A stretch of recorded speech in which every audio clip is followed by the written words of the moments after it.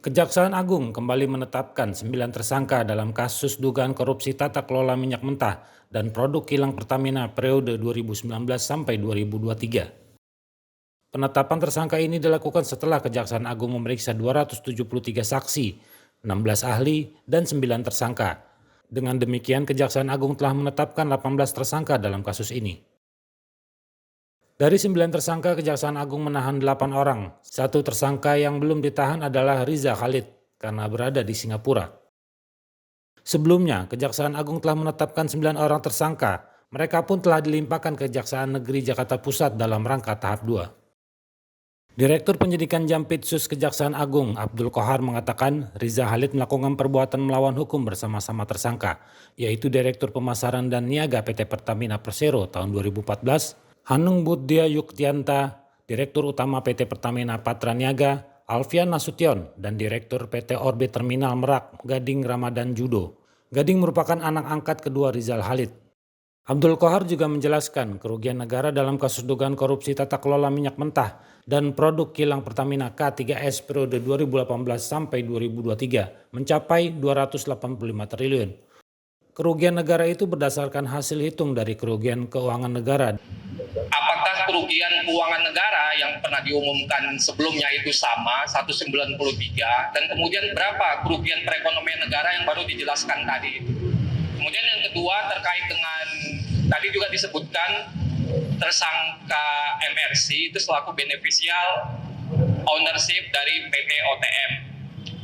Apakah MRC yang dimaksud ini adalah mantan pejabat Petral dan saat ini keberadaannya ada di mana ya Pak? Terima kasih, itu aja.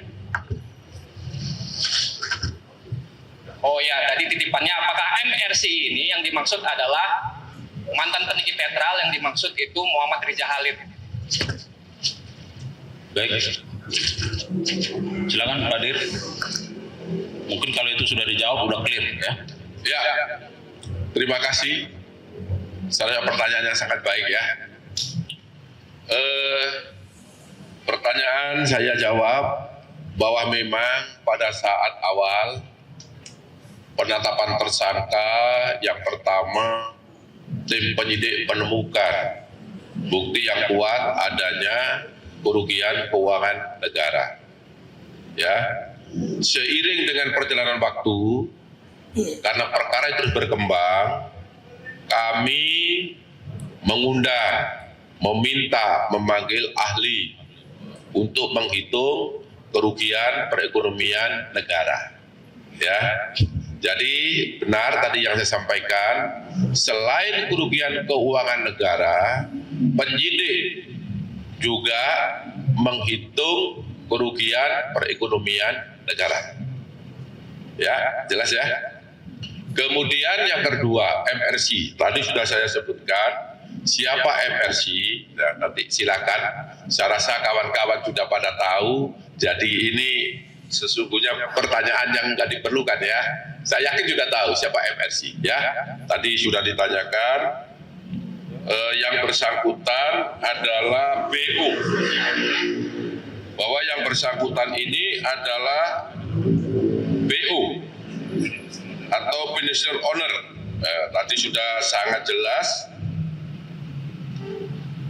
di PT OTM. Ya. Jadi dia sekarang keberadaannya diduga tidak di dalam Indonesia. Namun demikian penyidik sudah memanggil dengan patut. Sampai hari ini yang bersangkutan tidak pernah menghadiri panggilan tersebut.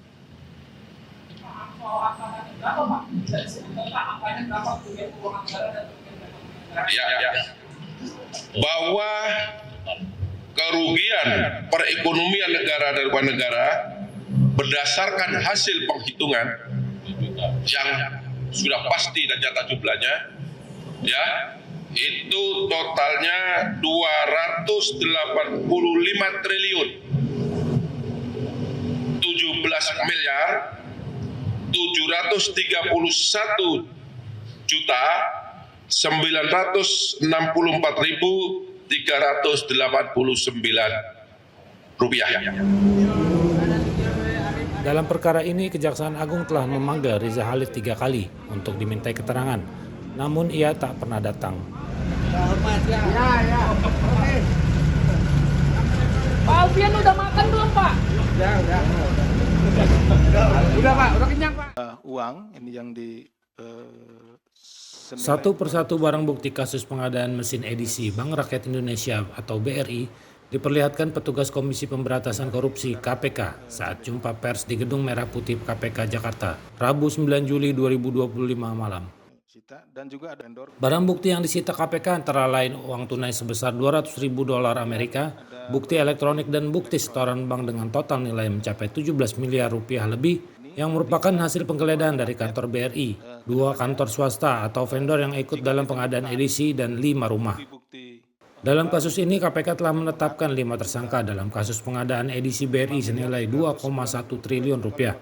Dengan kerugian negara ditaksir mencapai 700 miliar rupiah. Dari fakta-fakta yang diperoleh sebagaimana tersebut di atas, telah ditemukan bukti permulaan yang cukup terkait dengan adanya dugaan tindak pidana korupsi dalam pengadaan elektronik data capture Android pada PT Bank Rakyat Indonesia Persero tahun 2020-2024 yang dilakukan secara melawan hukum oleh Saudara CBH, Wakil Direktur Utama BRI, Saudara IU, Direktur Digital Teknologi Informasi dan Operasi BRI, Saudara DS, SEV Manajemen Aktiva dan Pengadaan BRI, bersama-sama dengan Saudara EL,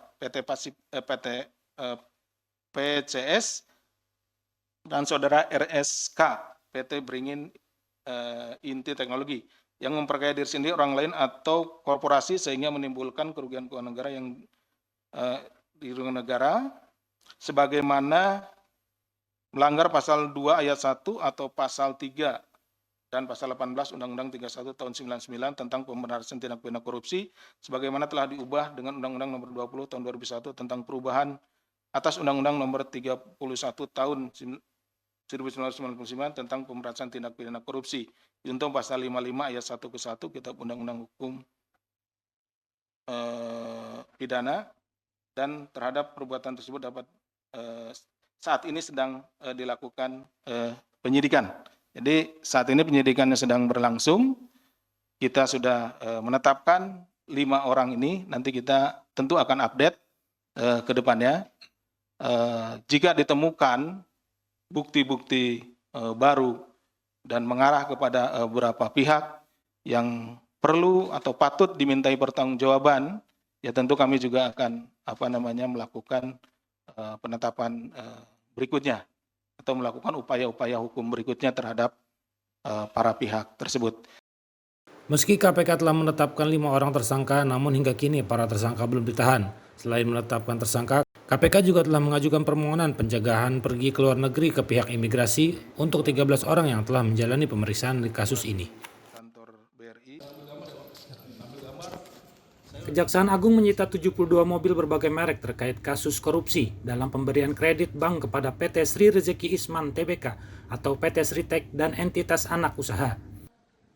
Kepala Pusat Penerangan Hukum Kejaksaan Agung, Harli Siregar mengatakan, penyitaan dilakukan dari Gedung Sritek 2 Sawah, Ban Matip, Kecamatan Sukoharjo, Jawa Tengah, Senin 7 Juli 2025. Puluhan kendaraan itu terdiri dari berbagai merek, antara lain Toyota Alphard, Mercedes-Benz Maybach S500, Tata, Honda, Subaru, Beverly tahun 96, hingga Toyota Avanza. 10 mobil dititipkan di rumah penyimpanan benda sitaan negara kelas 1 Jakarta Barat, Tangerang, dan Banten. Sementara itu, sebanyak 62 kendaraan lain dititipkan di Gedung Sritek 2 Sukoharjo yang dijaga 10 anggota TNI dan pegawai pada Kejaksaan Negeri Sukoharjo.